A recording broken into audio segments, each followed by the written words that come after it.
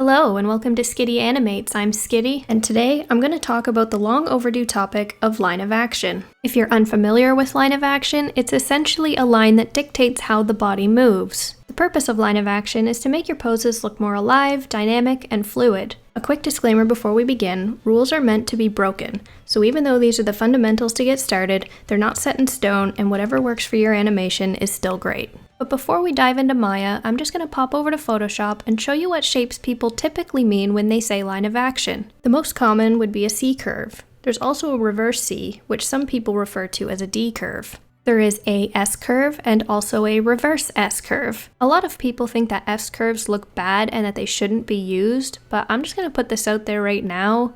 Those people are wrong, because even though they have less uses than a C curve, there is definitely a time and a place to utilize them correctly.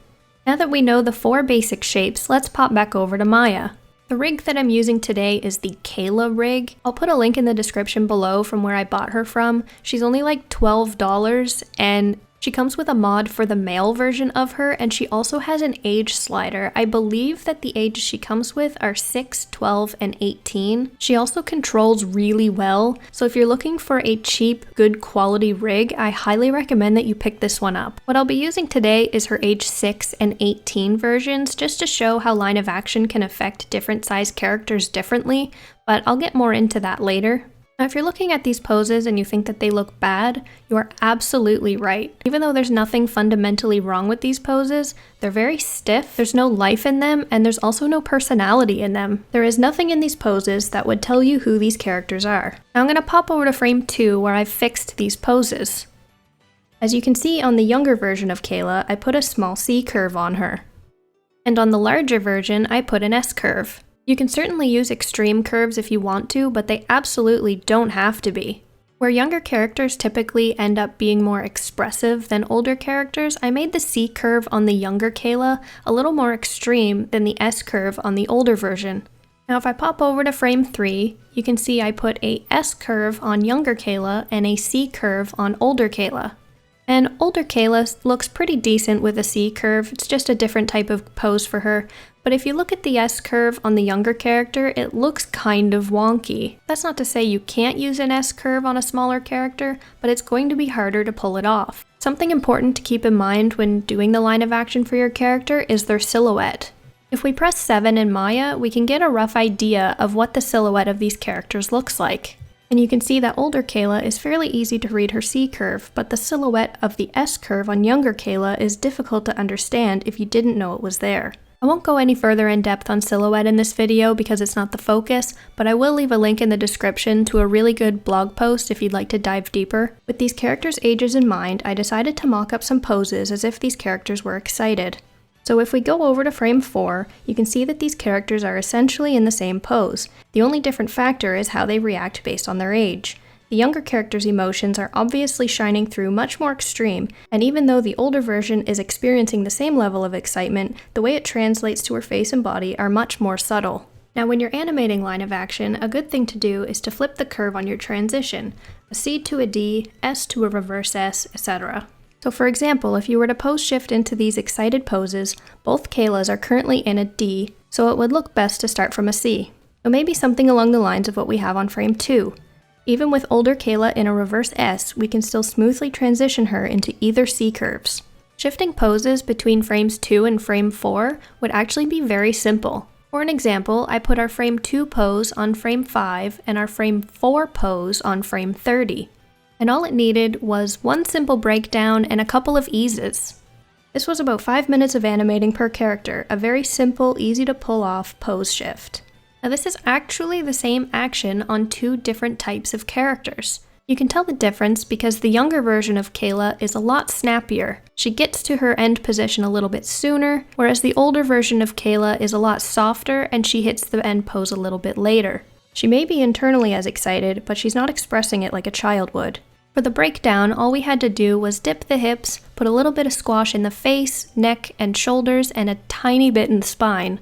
Obviously, if I was doing this for film or television, I would spend a lot more than 5 minutes per character, But with this 5 minutes, we got this 80% of the way there. Now I'd like to pop back to Photoshop so I can show you some examples of line of action that I've done in production. I wish that I could be showing you better and more recent work I've done, but unfortunately my latest production is a few years in the making and has yet to have a release date, so I'm understandably unable to put it on the internet. So just keep in mind that these aren't the best examples. So first off, we have Brain from Inspector Gadget. Gadget had just thrown him down a cliff, and he's got a very strong C curve in here. And on the next one, we have Penny and Talon. Talon's not the greatest pose in the world, but he's got a strong C curve in here. As for Penny, she's got a very subtle S curve. Where the characters in Gadget are so lanky, they're very easy to manipulate into both S and C curves and also transition between them. And now we have Gadget in a very strong C curve, and if you notice we also have a second line of action going through his arms. This will make your poses look even stronger if you can get a secondary line of action going on. Now we'll jump on over to Mattel's Little People, where these characters are a lot more chibi and getting an S curve is a lot harder to pull off. So first we have Tessa standing on a rock, and she's in a strong C curve. And as you can see after the pose shift, we have her in the opposite C curve. In this next one, we have Mia, Colby, and Eddie trying to imitate what Tessa's doing. I really like this one because you can see the gradual progression from stable to unstable. First we have Mia, who knows what she's doing. Her center of gravity is right on, and she's got a reverse C curve. Next we have Colby, who's ever so slightly off balance, but not to the point of falling over. And next to him, we have Eddie, who doesn't know what he's doing, and he's about ready to fall over, but he's still got that C curve line of action. If Eddie was on balance, his center of gravity would be closer to around here, like where Mia's is. The next one, Tessa is doing a little dance hopping from foot to foot, so we've got a C curve here.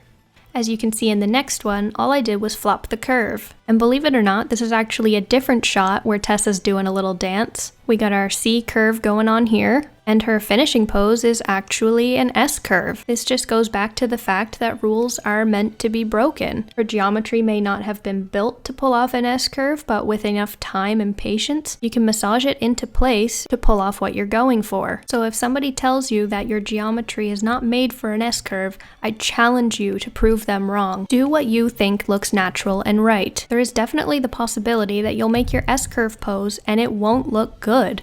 But that's okay. There's also the chance that you'll make your S-curve pose and it will look exactly like how you intended. So don't be afraid to try it and make mistakes, because at the end of the day, that's how we learn. And don't forget that if you are in an S-curve, that doesn't mean that you can't pose shift into a C-curve and vice versa. You're not locked to one or the other, it's just more typical to flop from an S to an S or a C to a C. Seeing as this is such a huge topic and I'm trying to keep these videos as simple as possible, I hope that this didn't come across as a jumbled mess, and just maybe you were able to learn something about it. I'll put some links in the description for those of you who want to dive deeper into line of action, which I highly recommend that you do if you'd like to take your animation just that much further. If there's a tutorial you'd like me to do in the future, please leave a comment below. I'm always looking for new ideas. Like and subscribe if you found this video helpful at all, and until next time, thanks for watching.